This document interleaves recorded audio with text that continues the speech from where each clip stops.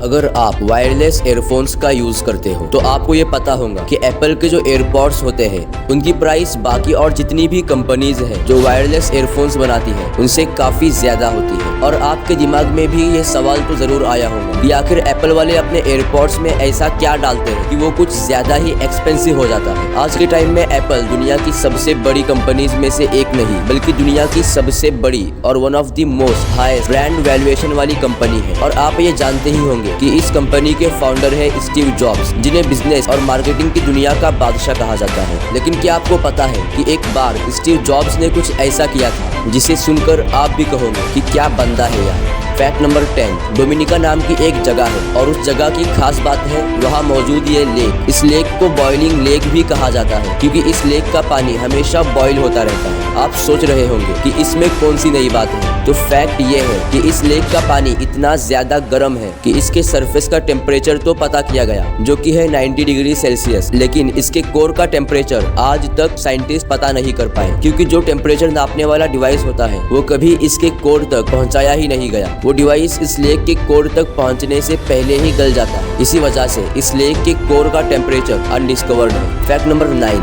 आपके पास पेंसिल तो जरूर होंगी, तो अगर आप एक नॉर्मल पेंसिल से बिल्कुल सीधी लाइन खींचते जाओ उस पेंसिल के पूरी तरह घिसकर खत्म हो जाने तक, तो जब तक वो पेंसिल पूरी खत्म होगी तब तक टोटल 56 किलोमीटर तक लाइन खींच चुकी होगी। फैक्ट नंबर 8, ये जो 8 पैरों वाले ऑक्टोपस होते हैं जो अभी चाइना के लोगों की फेवरेट डिश भी है, तो उनके बारे में एक फैक्ट है कि उनकी बॉडी में 8 पैरों के साथ 3 दिल होते हैं और 9 दिमाग होते हैं और साथ ही उनके खून का कलर ब्लू होता है। फैक्ट नंबर 7, एप्पल के जो आईपैड होते हैं ये वाले, इनमें जो डिस्प्ले यूज होता है जिसे लिक्विड रेटिना डिस्प्ले कहते हैं, असल में ये डिस्प्ले एप्पल ने नहीं बल्कि सैमसंग जो कि एप्पल की कॉम्पिटिटर कंपनी है उसने बनाया। फैक्ट नंबर 6, पूरी दुनिया में जितना भी पैसा है उसमें से सिर्फ 8% ही फिजिकल फॉर्म में है। यानी हम जितना भी पैसा देखते हैं नोट या डॉलर यानी फिजिकल फॉर्म में, वो इस दुनिया के पूरे पैसे का सिर्फ 8% में से है और बाकी 92% पैसा डिजिटल फॉर्म में अकाउंट्स में स्टोर है। फैक्ट नंबर 5, हर कंट्री की अपनी आर्मी होती है और अपने वेपन्स होते हैं, लेकिन पूरी दुनिया की मिलिट्री को अगर हम एक तरफ करके एक अलग आर्मी बना दे और यूएस मिलिट्री को एक तरफ कर दे और दोनों सेनाओं पर और उनके हथियारों पर होने वाले खर्चे की बात करें, तो जितना पूरी दुनिया की मिलिट्री पर और उनके वेपन्स पर पैसा खर्च होता है उससे ज्यादा सिर्फ इस एक यूएस मिलिट्री और उनके वेपन्स पर खर्चा होता है। इतने एडवांस और हाईटेक वेपन्स की वजह से शायद इसीलिए अमेरिका को सुपर पावर कहा जाता है। फैक्ट नंबर 4, दुनिया के सबसे बड़े पेंटर और जीनियस लियोनार्डो दा विंची को बर्ड्स यानी पक्षियों से बहुत ज्यादा प्यार था और इतना ज्यादा प्यार था कि वो रोज लाखों रुपए खर्च करके पिंजरे वाले परिंदों को खरीदते थे,